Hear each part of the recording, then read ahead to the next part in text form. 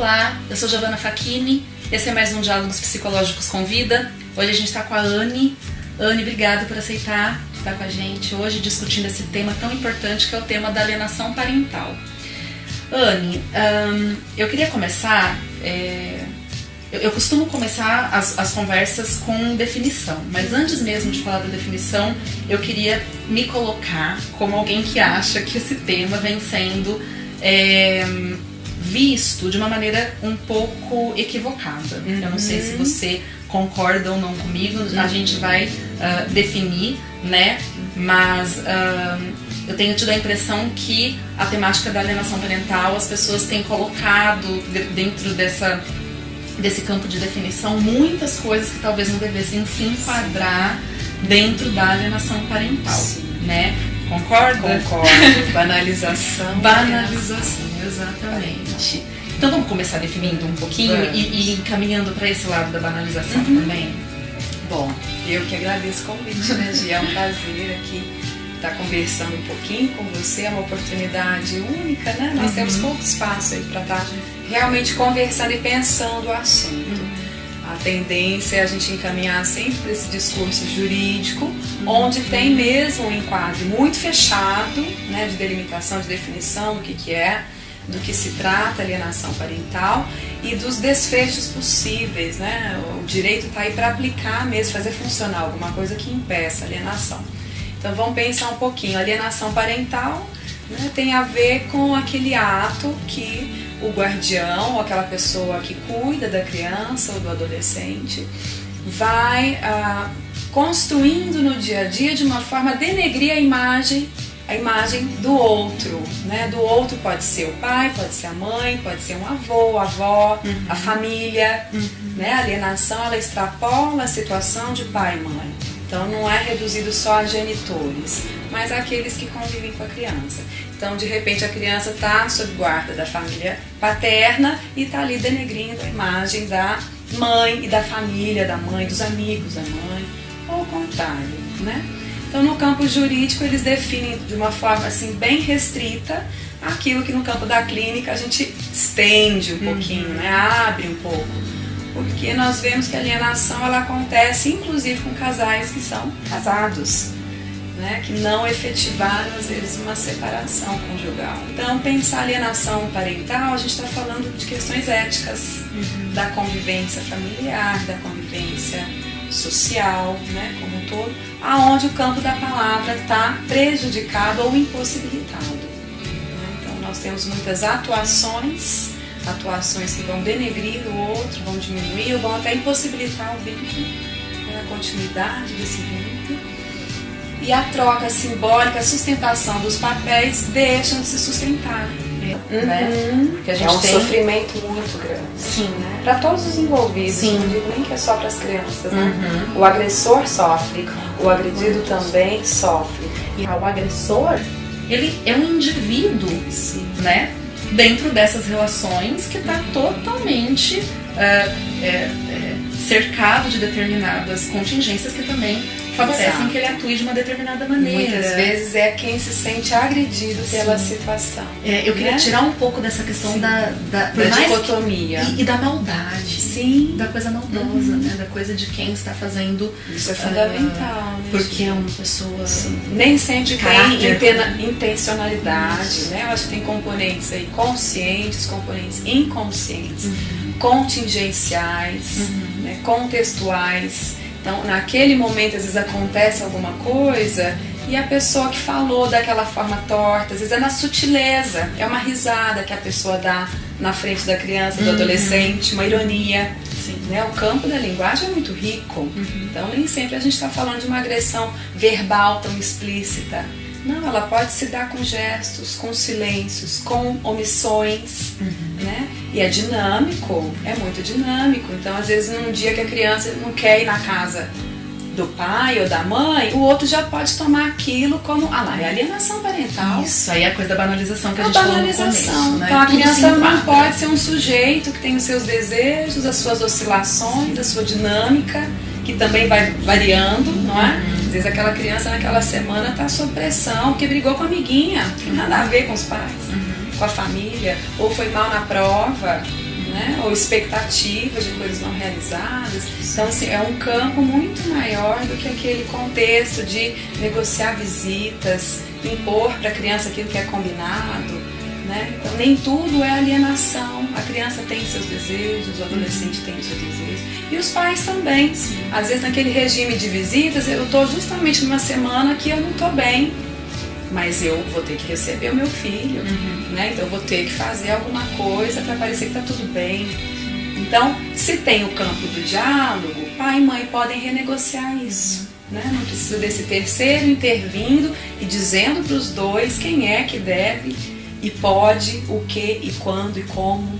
A gente também não pode se esquecer que quando a gente tem uma situação de divórcio, quando a gente tem a situação da dissolução da sociedade conjugal, a gente tem N sentimentos que são próprios desta situação. Sim. Então a gente tem ressentimentos, a gente tem... E isso eu acho que pode mimetizar muito uma situação de alienação parental, mas não se caracterizar como uma situação de alienação. E me parece que isso vai ficando muito perdido, perigoso. Sim. Porque isso não pode ser falado, vai pro campo da ação, né? De alguma forma vai aparecer a mágoa, o ressentimento, que às vezes é toda a próprio história, né? De desencontros do casal. Isso, que é próprio da situação do divórcio. Sim. E não necessariamente se caracterizaria como alienação parental. Sim. E aí eu percebo isso, né? É aquela situação perigosa, né? Que a gente tem um assunto que é importante de ser falado, é importante de ser esclarecido, é importante das pessoas tomarem consciência disso, mas isso também vira uma faca de dois gumes, né? Porque aí eu sinto, e essa é a ideia, falar né? É expor a raiva, né? E eu sinto que a partir do momento que a informação é posta, nem sempre ela é posta de uma maneira crítica. E ela vem no que a gente vai vendo. Hoje o pessoal consome muita internet. E aí vem um quadro que é a alienação parental. Se o pai faz, aí tem um checklist. Se a mãe faz, tem um checklist. Aí fala, então, é alienação parental. E é tão mais perigoso, né? complexo. Isso é muito perigoso. Até porque a lei da alienação parental, que está aí desde 2010, né? Também, na minha opinião, vem como uma faca de dois gumes. Porque vem pra auxiliar muitas situações em que de fato isso acontece, mas também vem, parece que colocando tem uma determinação de comportamentos que parece que tudo entra e cai nesse campo da categorização. Que delimita. E limita muito o campo de troca, de mudança, né? De dialetização mesmo da situação. E de pensar juntos, né? Então, na verdade, ficam às vezes dois falando sem se escutar. Sim. Né? Então, a impostura é uma impostura perversa, né? Que aí, geralmente, o que acontece quando há alienação? A criança não está sendo pensada, assim, um adolescente, no caso. Alguns são jovens adultos e estão aí envolvidos nessas situações, né? E ficam numa situação de vulnerabilidade, porque eles não têm essa capacidade simbólica que o adulto deveria ter. Deveria ter e às vezes não tem. Isso que falha, a lei vem tentar fazer suplência, né? Então esse infantil do adulto, se fosse trabalhado, né, eu falo, seria tão bom se todo mundo pudesse, né, ter a oportunidade de falar das suas raivas, das suas frustrações, daquilo que não foi bem, principalmente casais. Né? Os casais têm toda uma história riquíssima aí de coisas boas e coisas ruins. Agora, as coisas ruins aparecerem no momento da separação ganham uma ênfase enorme e tudo vai se caracterizando dessa forma muito destrutiva, como se não pudesse caber falar da raiva, da insatisfação e das diferenças. Então, aquilo que está maldito ou está equivocado vai ganhando um contorno bélico. E aí você falando isso, eu tô lembrando, nem ia trazer isso pra nossa conversa, mas eu acabei lembrando que dentro da lei da alienação parental, eles colocam como uma forma de prevenção, e eu acho isso uma coisa interessante de se pensar. Eles colocam a guarda compartilhada como uma forma de prevenir a alienação parental. Mas isso sempre me deixou um incômodo tão grande, porque eu penso assim, um casal que tem condições emocionais, a maturidade afetiva, para se colocar numa situação de guarda compartilhada, dificilmente eu consigo ver como um casal que vai precisar que em algum momento praticaria alienação parental.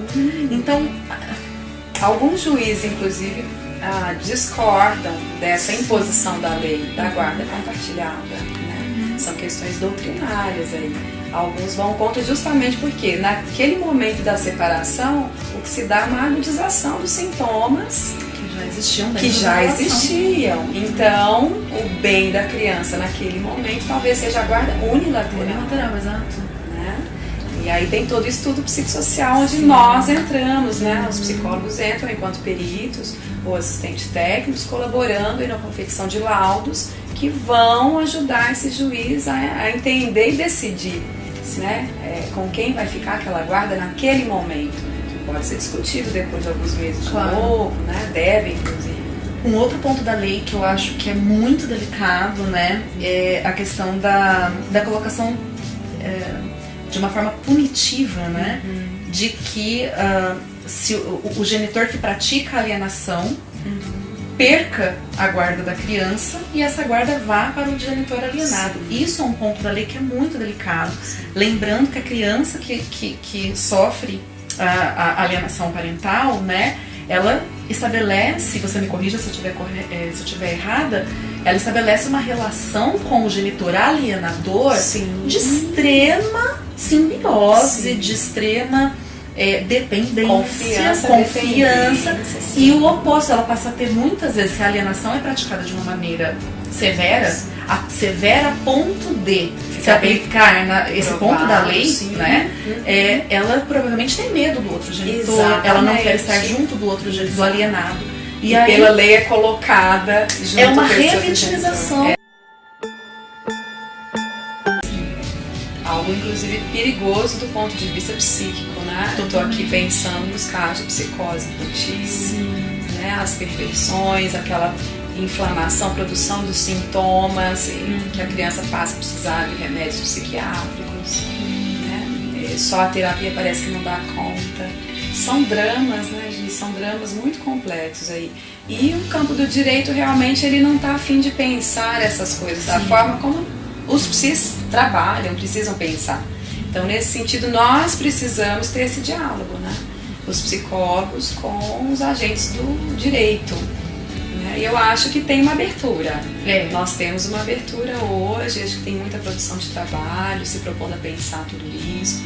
A própria prática, né? Eu falo um pouquinho que pela minha experiência, singela, mas já é alguma produção, né? Já tenho alguma experiência. Eu vejo que os juízes, promotores e os próprios advogados que vêm às vezes da outra parte, a fim de conversar, a fim de entender, questionando o laudo, não de uma forma crítica negativa, né? Mas para entender. Eu acho que esse caminho de busca da construção de uma verdade singular para cada caso, para aquele momento, é fundamental para a gente acertar nas decisões mais justas, né? Pensando aí no bem-estar da criança. Eu fico pensando assim, o próprio alienador é uma via de solução, talvez, para ele daquela situação, né? Equivocada, lógico. Nós estamos defendendo, né? Equivocada. Mas às vezes faz isso para não fazer coisas piores. E que fecha o diálogo. E o que eu acho que é muito perigoso nesse sentido, que empobrece a nossa capacidade, né? De vinculação, de troca, de aprendizado. E aí não tem receita, a família não tem receita, pai e mãe não tem receita, é um campo de exercício sempre do risco, né? Nós acertamos, nós erramos, os efeitos vêm sempre a posteriori, né? Cada criança vem poder dar o seu relato, às vezes na fase adulta, né? Quantos adultos nos chegam no consultório e vêm contar dessas experiências passadas na infância e não tinham nem consciência de que isso estava acontecendo. E na maior parte das vezes não tem mesmo, né? Não tem. Porque é o que eu falo, isso vai acontecendo no dia a dia, na relação. No dia a dia, né? Além da sutileza. Aquela mãe que às vezes, para não fazer alienação parental, me passou esse exemplo agora, não conta nada para a criança ou para adolescente do porquê da separação, de tudo que se passou. E de fato tem coisas que eu acho que não cabe contar para a criança. Mas alguma coisa há que ser dita, né? Senão isso volta contra a própria mãe depois, vai para o campo da fantasia, né? Onde nós criamos os bandidos, os vilões, né? E os heróis, os deuses e demônios, né? Hoje nós temos um impulso a esse discurso médico que patologiza tudo. Né? Então Então, isso obviamente vai chegar nesse campo de diálogo entre psicólogos e profissionais do direito. Então, vem aí uma sigla, né, a SAP, Síndrome da Alienação Parental, tentar patologizar isso que justamente a gente está tentando tirar dessa seara. Né? Não é patologia do humano não saber, às vezes, como lidar com as próprias raivas, angústias, mágoas, falar o que não devia, falar mais, falar menos. Né? Então, a tendência hoje também, vários profissionais concordam com isso que eu estou te colocando, é despatologizar, não tem que ficar patologizando. A gente pode reconhecer o ato, né, a violência cotidiana, sem precisar nomear como uma síndrome, né? Sim. Onde se lista, faz um checklist, né? Checklist de sintomas, sinais e sintomas. Exato. Se for primeiro que muitos dos artigos científicos sobre alienação parental são do pessoal do direito, né? Colocando com essa visão que a gente já discutiu aqui. Sim. Quando o pessoal da psicologia vai escrever sobre, o que faz? Se apropria de tudo que foi feito até agora, repete. E vai se colocando tudo no checklist, como a síndrome, pega a posição do Gardner, que foi quem aí em 85 criou o termo, tem todo o crédito, o respeito, mas o conhecimento evoluiu, né? Sim. E a gente também tem, acho que o profissional da psicologia tem uma responsabilidade muito grande, inclusive nessa interface com o operador do direito, de se posicionar enquanto área de conhecimento, ciência, com as suas técnicas, com seus olhares, com a sua verdade, com o seu saber, né? Com o seu saber, e defender mesmo isso, né? E não ficar reproduzindo um saber posto aí há um tempo que foi talvez suficiente para um dado momento, mas que evoluiu muito, né? Acho que a questão da prevenção, ela acaba sendo, a gente tem que ir para o mais básico, visceral e elementar de tudo, né? Que são a gente tem que ter investimento nas relações. Sim. A gente tem que aprender, se é que já soubemos um dia, já soubemos a conversar, né? Dialogar, nos colocarmos no lugar um do outro, colocar o menor de idade como centro dessa... o conflito se dá entre o casal, né? O olhar tem que estar voltado para o menor, né? Talvez a melhor forma de prevenir seja chamar atenção para esse aspecto, né? Essa criança vai sofrer com isso, esse adolescente, qual o impacto disso no menor de idade que está envolvido nessa situação? Talvez a gente consiga caminhos melhores tirando esse foco a minha dor da separação, a minha dor da traição, a minha dor do aprender a separar, da frustração de ter um casamento que não aconteceu da maneira como eu sonhei, desejei, e separar. Sim. É a maturidade afetiva no fim das contas, né? E é claro que quando eu falo disso como prevenção, não tem nada de simples, né? Nada. E não tem nada de receita. Sim. Como as pessoas estão aí cada vez mais tentando buscar soluções mais rápidas, sim, né? Mais prontas. Né? Preta por ter. A gente precisa reaprender. Como você disse que um dia, né, a gente aprendeu a se relacionar de uma maneira respeitosa. Eu acho que a prevenção é essa, sendo até muito romântica, talvez utópica, não sei. É um pouco do nosso trabalho, né, Gi? Não podemos perder. É um ponto de vista ético, né? Pensando até que alienação é o contrário de separação. Então, um casal que está se separando, ele precisa aprender a se separar. Isso. Né? A priori, estamos alienados, os nossos pontos de vista. Né? O bebê, para surgir, ele tem que se alienar ao outro, que é a mãe, é o pai, para depois se separar e ser um ser singular, único. Né? Então, o casal também tem que aprender a se separar, ficando junto ou não. Perfeito. Né? Anne, muito obrigada pela sua participação. Esse foi o Diálogos Psicológicos com Vida. A gente se vê no próximo. Até mais.